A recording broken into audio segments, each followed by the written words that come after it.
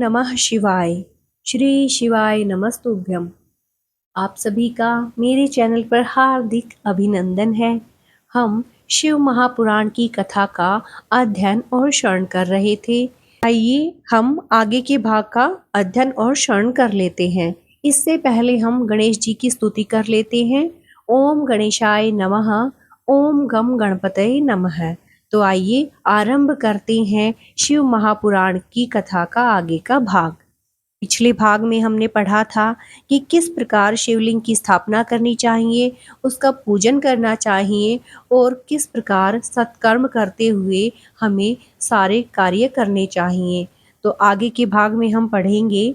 ऋषियों ने कहा, सूत जी, पुण्य क्षेत्र कौन कौन से हैं जिनका आश्रय लेकर सभी स्त्री पुरुष शिव पद प्राप्त कर ले, यह हमें संक्षेप में बताइए। सूत जी बोले, विद्वान एवं बुद्धिमान महर्षियों, मोक्षदायक शिव क्षेत्रों का वर्णन सुनो।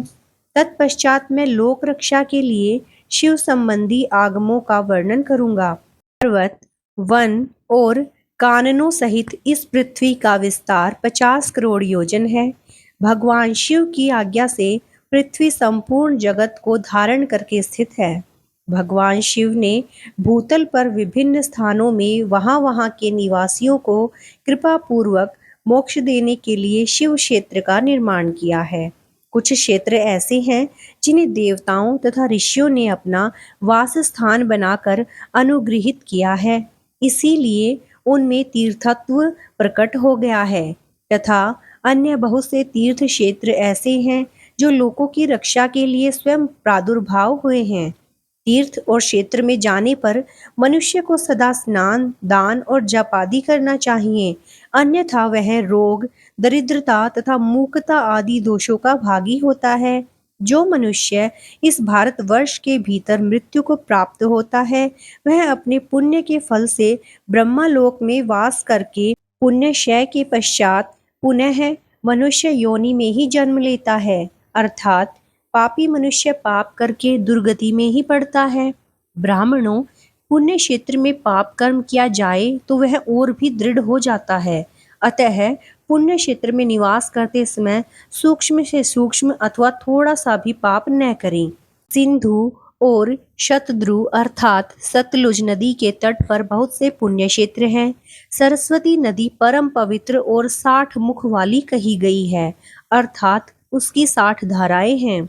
विद्वान पुरुष सरस्वती के उन धाराओं के तट पर निवास करे तो वह क्रमशः ब्रह्म पद को पा लेता है। हिमालय पर्वत से निकली हुई पुण्य सलीला गंगा 100 मुख वाली नदी है। उसके तट पर काशी, प्रयाग आदि अनेक पुण्य क्षेत्र हैं। वहाँ मकर राशि के सूर्य होने पर गंगा की तट भूमि पहले से भी अधिक प्रशस्त एवं पुण्यदायक हो जाती है। सोनभद्र नदी की 10 धाराएं हैं। वह बृहस्पति के मकर राशि में आने पर अत्यंत पवित्र तथा अभीष्ट फल देने वाला हो जाता है। उस समय वहां स्नान और उपवास करने से विनायक पद की प्राप्ति होती है। पुण्य सलीला महानदी नर्मदा के 24 मुख स्रोत है। उसमें स्नान तथा उसके तट पर निवास करने से मनुष्य को वैष्णव पद की प्राप्ति होती है। तमसा के 12 तथा रेवा के 10 मुख हैं। परम पुण्यमयी गोदावरी के 21 मुख बताए गए हैं।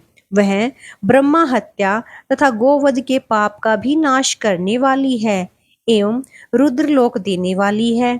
कृष्ण वेणी नदी का जल बड़ा पवित्र है। वह नदी समस्त पापों का नाश करने वाली है। उसके 18 मुख बताए गए हैं तथा वह विष्णु लोक प्रदान करने वाली है। तुंगभद्रा के 10 मुख हैं। वह ब्रह्मलोक देने वाली है। पुण्य सलीला सुवर्ण मुखरी के 9 मुख कहे गए हैं। ब्रह्मलोक से लौटे हुए जीव उसी के तट पर जन्म लेते हैं। सरस्वती नदी, पंपा सरोवर, कन्याकुमारी अंतरीप तथा शुभ कारक श्वेत नदी, ये सभी पुण्य क्षेत्र हैं। इनके तट पर निवास करने से इंद्रलोक की प्राप्ति होती है। सह्य पर्वत से निकली हुई महानदी कावेरी परम पुण्यमयी है। उसके 27 मुख बताए गए हैं। वह संपूर्ण अभीष्ट वस्तुओं को देने वाली है। उसके तट स्वर्ग लोक की प्राप्ति कराने वाले तथा ब्रह्मा और विष्णु का पद देने वाले हैं।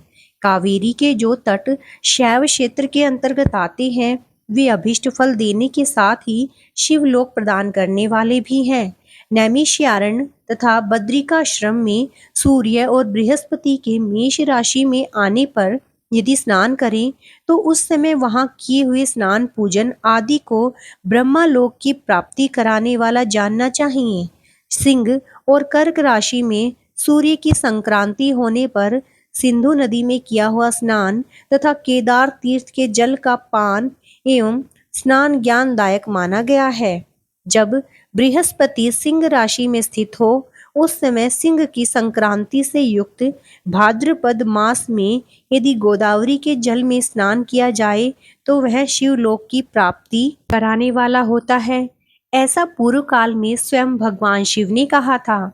जब सूर्य और बृहस्पति कन्या राशि में स्थित हों तब यमुना और सोनभद्र में स्नान करें।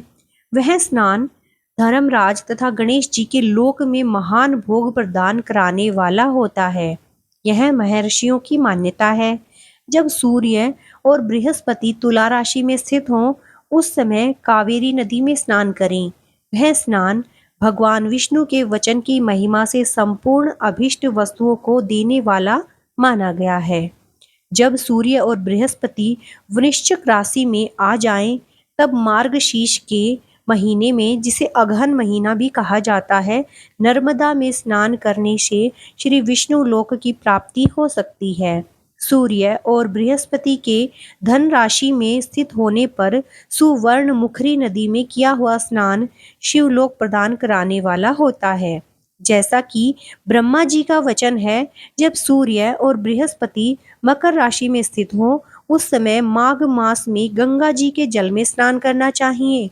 ब्रह्मा जी का कथन है कि वह स्नान शिवलोक की प्राप्ति कराने वाला होता है। शिवलोक के पश्चात ब्रह्मा और विष्णु के स्थानों में सुख भोगने पर अंत में मनुष्य को ज्ञान की प्राप्ति हो जाती है। माघ मास में तथा सूर्य के कुंभ राशि में स्थित होने पर फाल्गुन मास में गंगा जी के तट पर किया हुआ श्राद्ध, पिंडदान अथवा तिलोदक दान पिता और नाना दोनों कुलों के पितरों की अनेकों पीढ़ियों का उद्धार करने वाला माना गया है। सूर्य और बृहस्पति जब मीन राशि में स्थित हों तब कृष्णवेणी नदी में किए गए स्नान की ऋषियों ने प्रशंसा की है। उन महीनों में पूर्वोक्त तीर्थों में किया हुआ स्नान इंद्र पद की प्राप्ति कराने वाला होता है। विद्वान पुरुष गंगा अथवा कावेरी नदी का आश्रय लेकर तीर्थवास करें। ऐसा करने से तत्काल किए हुए पाप का निश्चय ही नाश हो जाता है। रुद्रलोक प्रदान करने वाले बहुत से क्षेत्र हैं। ताम्रपर्णी और वेगवती ये दोनों नदियां ब्रह्मलोक की प्राप्ति रूप फल देने वाली हैं। इन दोनों के तट पर कितने ही स्वर्गदायक क्षेत्र हैं। इन दोनों के मध्य में बहुत से पुण्यप्रद क्षेत्र हैं। वहां निवास करने वाला विद्वान पुरुष वैसे फल का भागी होता है। सदाचार, उत्तम वृत्ति तथा सद्भावना के साथ मन में दया भाव रखते हुए विद्वान पुरुष को तीर्थ में निवास करना चाहिए, अन्यथा उसका फल नहीं मिलता। पुण्य क्षेत्र में किया हुआ थोड़ा सा पुण्य भी अनेक प्रकार से वृद्धि को प्राप्त होता है तथा वहां किया हुआ छोटा सा पाप भी महान हो जाता है।